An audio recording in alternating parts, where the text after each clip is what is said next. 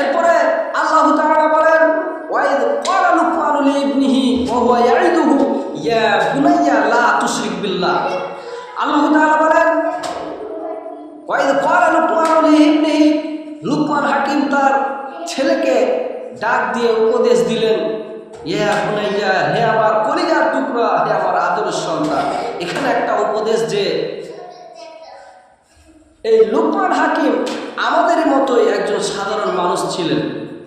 তো তিনি এত ভদ্র, এত নম্র, এত সুন্দর মানুষ ছিলেন যে আল্লাহ তাআলার ভালো লাগার কারণে তিনার ঘটনা, তিনার নামেই একটা সূরা অবতীর্ণ করেছেন এবং তিনার ঘটনাতেই একটা সূরা দিয়ে দিয়েছেন। সুবহানাল্লাহ।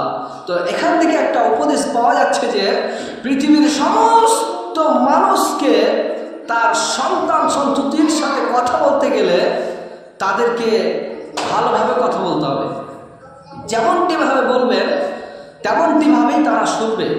যদি আপনি বলেন, হে আমার আদরের সন্তান এখানে আসো, হে আমার কলিজার টুকরা, কি খেয়েছো, কেমন আছো, কোথায় গেছিলা, এখানে আসো, এভাবে যদি নম্রভাবে, যদি নরমভাবে আপনার সন্তানদেরকে এভাবে যদি উপদেশ দেন, বলেন, তাহলে আপনার সন্তান কথা শুনতে বাধ্য হবে।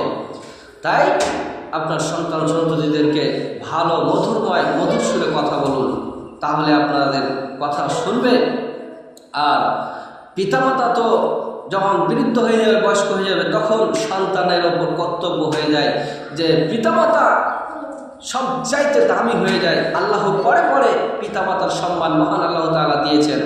যখন বৃদ্ধা অবস্থায় পৌঁছে যাবে তখন তো সন্তানের পরিপূর্ণ দায়িত্ব হয়ে যাবে এবং পিতামাতাকে এমনভাবে দেখতে হবে যে পরিমাণ কষ্ট দেওয়া যাবে না। তখন যখন বৃদ্ধা হয়ে যাবে তখন